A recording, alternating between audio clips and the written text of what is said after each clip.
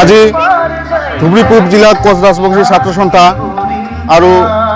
বিলাসীপাৰা জিলা Koch Rajbongshi cultural society লগতে বামুণগাঁও কোচ ৰাজবংশী আঞ্চলিক ছাত্ৰ সন্থা আৰু বামুণগাঁও আঞ্চলিক মহিলা সমিতিৰ উদ্যোগত আজি আমি বামুণগাঁৱত লক্ষ্মী মন্দিৰ 511তম বীৰ চিলাৰা দিৱস ধুমধামেৰে পালন কৰা হৈ আছে আৰু লগতে মোৰ লগত আছে ৰূপম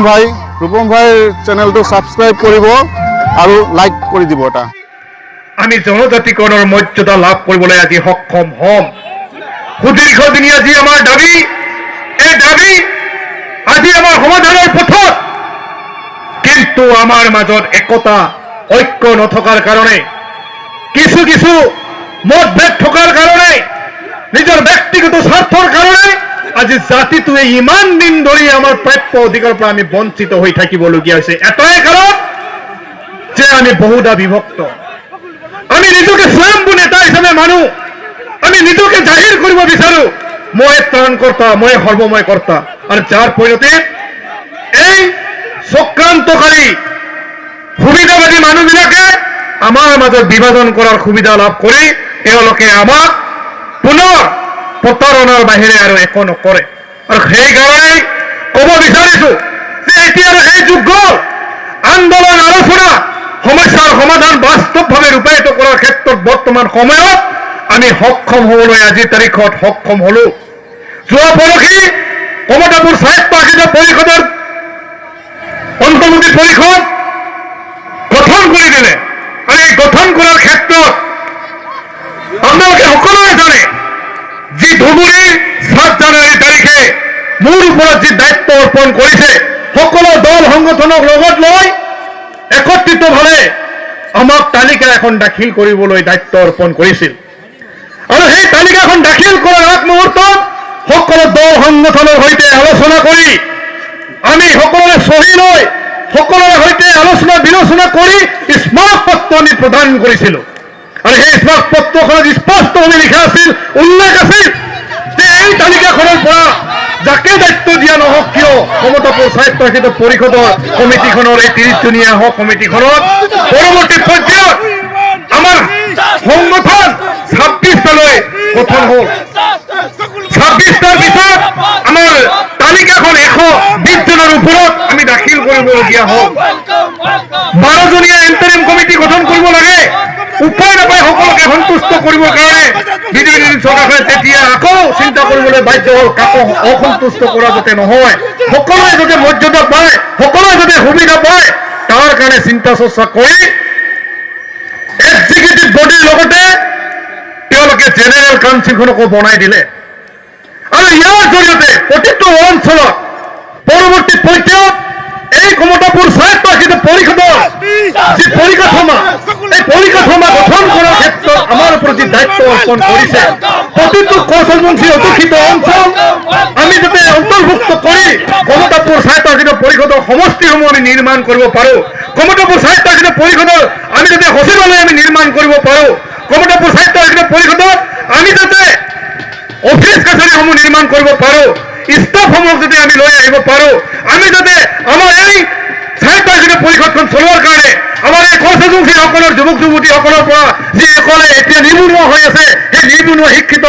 ল'ৰা ছোৱালীসকলৰ পৰা যাতে ছাত্ৰ ছাত্ৰীসকলৰ পৰা যাতে আমি কমতাপুৰ স্বায়ত্তশাসিতত আমি নিযুক্তি প্ৰদান কৰিব পাৰো আমাৰ আকাশো কৰি থকা ভাইসকল বা বিভিন্ন সংগঠন কৰি থকা ভাইসকলে আইমাতৃসকলে যাতে এই নিজৰ এই কাউন্সিলখনত যাতে সুবিধা লাভ কৰে সেই ব্যৱস্থাপনা আমি কৰিব লাগিব অৰ্পণ কৰিছে এই দায়িত্বটো এতিয়া কেনেকৈ সমাপন কৰিম যদি ৰাইজে সহযোগ নকৰে ৰাইজৰ সহযোগ অবিহনে কমতাপুৰ স্বায়ত্তশাসিত পৰিষদ গঠন কৰা কেতিয়াও সম্ভৱপৰ হৈ নুঠে ৰাইজে যেতিয়া সহায় সহযোগিতা কৰিব আমাৰ স্বায়ত্তশাসিত পৰিষদৰ আমাৰ অসমৰ ভিতৰতে সোণালী আখৰেৰে লিখা থাকিব এনেও কমতাপুৰখন সোণৰ আছিল আৰু এই সোণৰ কমতাপুৰখনক অসমৰ ভিতৰতে আমি জাকত চিৰিকা এখন কমতাপুৰ স্বায়ত্তশাসিত পৰিষদ হিচাপে ধৰি আমি যদি গঢ়ি তুলিব পাৰোঁ তাৰ কাৰণে আমাক সকলোৰে সহায় সহযোগিতা লাগিব। কুল্লু মানালীত আন্তঃৰাষ্ট্ৰীয় টাইকোৱাণ্ডো চেম্পিয়নশ্বিপত সোনা বিজয়ী আমাৰ খেলোয়াড়, আমাৰ উজ্জ্বল ভবিষ্যৎ কামনা কৰলো আমাৰ বড়ানী সমিতি আক্ৰাসু KRCS আৰ সমগ্ৰ কামতাপুৰবাসী ৰাইজৰ তৰফৰ থেকে। ইয়াৰ কাৰণে মই অনুৰোধ কৰিছোঁ, নিজৰ জাতিৰ কাৰণে নিজে ঠিক হ'ব লাগিব। বেলেগ জাতিয়ে আপোনালোকক ইমান মৰম কৰিব এইটো চিন্তা নকৰিব। নিজে নিজে নিজে দায়িত্ব ল'ব লাগিব। ভাল কথাও আপোনালোকে ক'ব লাগিব, বেয়া কথাও আপোনালোকে ক'ব লাগিব। কোনোবা লিডাৰক একে নিগেটিভ বুলি আমি চিন্তা কৰিব নালাগে, সদায় পজিটিভ চিন্তা কৰি কনষ্ট্ৰাকটিভ চিন্তা কৰি আমি আলোচনা কৰিব লাগিব। ভৱিষ্যত আমাৰ এই অঞ্চলৰ লোৱাৰ আসামৰ যিটো আপোনালোকৰ ডিমাণ্ডটো ফুলফিল এতিয়ালৈকে হোৱা নাই, বাকী আছে। যি পাইছে এই পোৱাটো আপোনালোকে ভালকৈ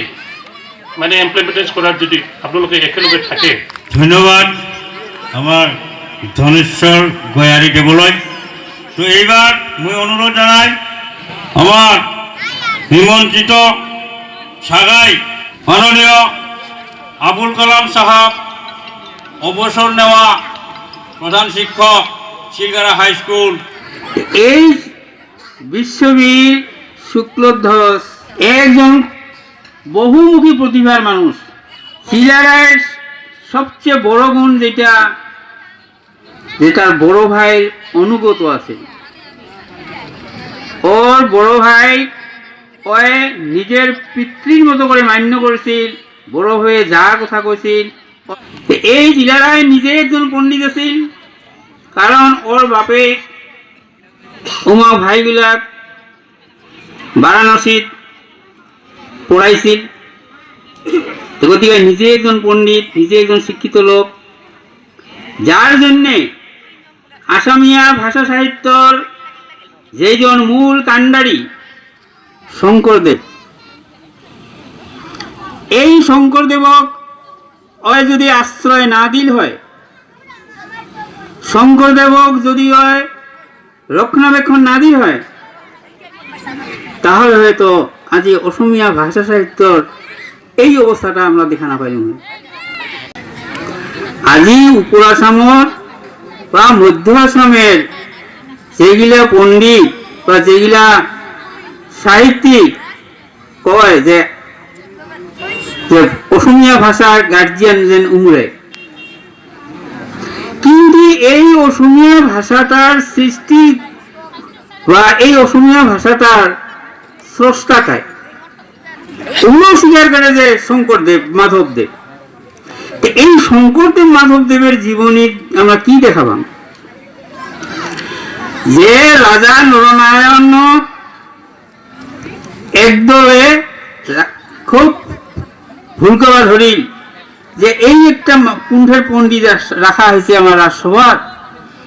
এর দেবতাও না মানে, দেবীও না মানে, বেদ কাব্য এগুলাও না মানে, মূর্তি পূজা না মানে। গতিকে এই মিলাচ্ছক রাজ্য থেকে হাকবাতো না হয়, এর একটা উচিত শাস্তি দিব লাগে। এর থেকে রক্ষণাবেক্ষণ দিছিল চিলারায়। তার একটা অজুহাত আছিল, এই চিলারায়ের পরিবার আছিল শঙ্করদেবের ভাতিজি। এই শঙ্করদেবক একটা অজ্ঞাত জায়গায় লুকিয়ে রাখছিল। তার বছর চিলারায়ের এই কথাটা মোর পূর্ববর্তী বক্তায় কয়া গেছে যে শিলারে ওর বড় ভাই বা রাজাক জানাই যে বিচার কি করি, যেটা মোর কথা না হয়, বিচার তো তুই করবি। কিন্তু কথাটা হয়েছে কি, ওই একজন পণ্ডিত মানসি, গতিকে পণ্ডিতের মূল্য বুঝিব লগা হইলে ওর লগত বসিব লাগিব, ওর লগত আলোচনা কৰিব লাগিব, তাহলে ওর পাণ্ডিত্য বুঝা যায়। কাই কি কথা তোর কানত লাগাইছে, ওইটা নিয়ে তুই একজন মানুষের উপর এটা বিধি ব্যবস্থা নিবি, এটা তো হবা না পায়। রাজবংশী এই সমাজখান অতীজত কি আছে আর আজি কি অবস্থার মাঝে দিয়ে আসিয়া আসিয়া এই পর্যন্ত আসি গেছে, আর ভবিষ্যতে এই সম্প্রদায়টার কি হব, এই কথাগুলা চিন্তা চর্চা করার জন্য কিন্তু এইটা একটা ডাঙর সময় এসে গেছে, আর এই সময়টা হচ্ছে ক্রিটিক্যাল মুভমেন্ট, এটা একটা সন্ধিক্ষণ। গতিকে এই সন্ধিক্ষণত সকলে খুব ভালোভাবে শেয়ারভাবে চলিব লাগিব। এইখিনি আমি আবদার রাখিয়া মোর ভাষণেতে সমাপ্ত করব। ধন্যবাদ আবুল কালাম সাহেব।